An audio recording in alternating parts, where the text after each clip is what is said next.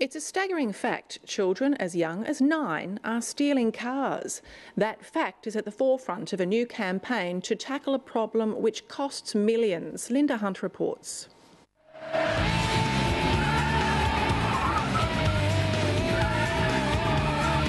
Went out stealing cars, joyriding, stupid behaviour, pulling up next to police cars, smiling and bringing on a bit of a pursuit. A lot of drinking, a lot of stupid stuff. Shouldn't really go live after some of the stuff that happened. Crashes, stuff like that.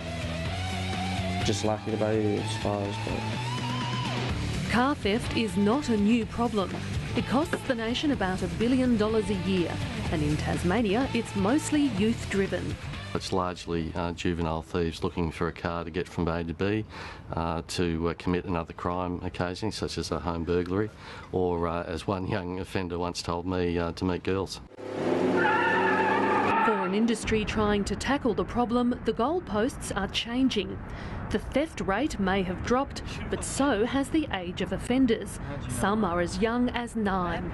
We were certainly working on the ground with a lot of young people, and not just in the area of vehicle theft, but in other areas of alcohol and drugs and health and wellbeing issues, where we were seeing a younger cohort were presenting on a regular basis around a range of issues, and that included vehicle crime. And when they came to us and said, look, we think there's a need for this resource to engage young people around, or younger people around the issue of car crime, we said, well, that should be something we're investing in. The industry body had no hesitation in funding a campaign led by the Glenorchy City Council. They're nationally recognised as a leader in engaging the community on crime prevention issues. We both have a recognition that if it's a problem for the police, it's a problem for the community, and therefore the council has a part to play in the solution to the problem.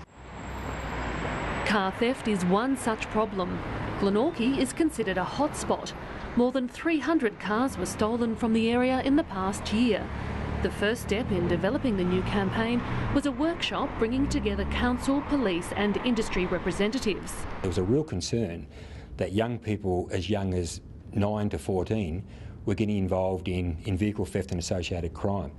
Yet there was frustration I could feel from being involved in that workshop that there wasn't any programs or services or resources for that younger cohort. The best approach is to try and educate people at a younger age to stop them committing crime in the first place, and try and divert the younger people away from making that decision to steal cars. Making the campaign authentic was a priority.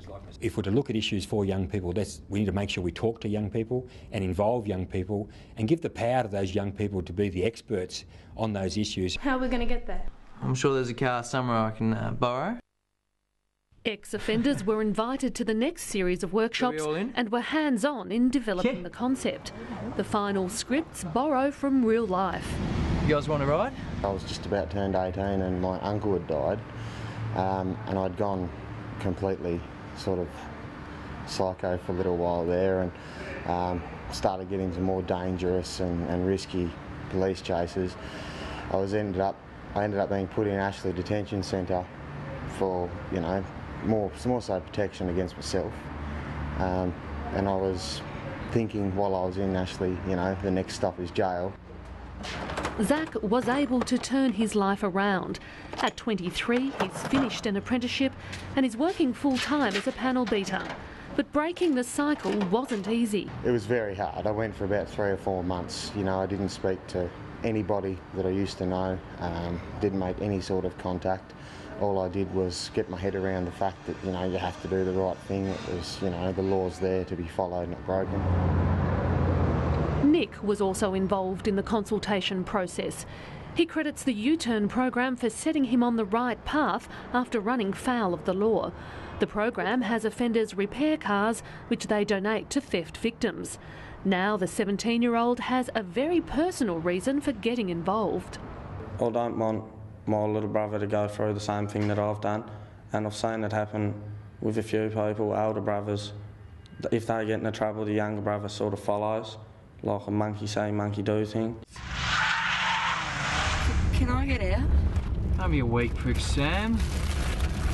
Didn't you want to learn how to become a man? The stories of Nick and Zach and others like them helped give the campaign heart and direction. Those issues were really drilled down to the risk-taking behaviour that young people participate in, the choices that they need to make under extreme peer pressure, to be able to make positive choices when they're under that peer pressure, the consequences for them, the lifelong consequences for them for being involved in vehicle theft. I guess this is kind of a case where it was a concept waiting for a client. Yeah, and I would say anything that's still bringing in 1 million users over the last 2 months, I mean, is very current. So Raw Films is a successful Tasmanian production company with an award-winning educational arm. Last year, a campaign on the social media site YouTube caught their eye. The New Zealand-based pizza chain Interactive Video, which was getting lots of attention, I think 3 million hits. And we just thought, gee, wouldn't it be fantastic if we could use this idea of interactive media in an education context for social marketing. So when they were approached to help develop the campaign, it was a perfect fit. Their medium these days is the web, is the YouTube, is the Facebook technology, and that's where they really said to pitch this particular educational resource at that younger age group. But how do you engage the internet generation? I think it was very brave of the Theft Reduction Council in Glenorchy to actually say, all right, well, rather than we own the content and you come to us, we will come to you. And that's quite different.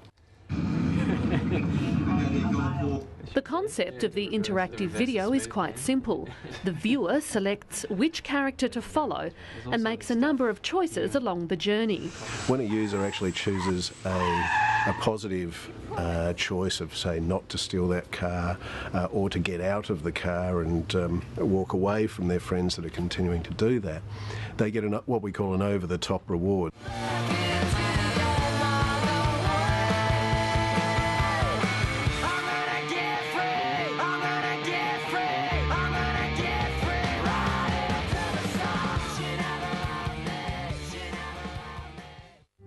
That reward is a storyline involving celebrities, a ploy they hope helps the campaign avoid preaching. But they're adamant each story is stark and effective.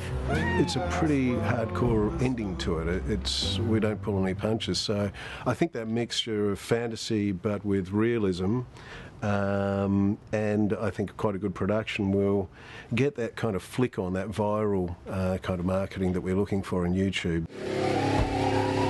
So much shit. Long as they don't catch us. As many schools block YouTube, the films will be downloadable from an alternative website. The campaign will hit the web later this month. If we can get the message out to the younger children about what is going to happen and that there is not going to be any tolerance, and you know, it's basically a slippery slope, and once you're on it, you're going to end up at the bottom. It's as simple as that.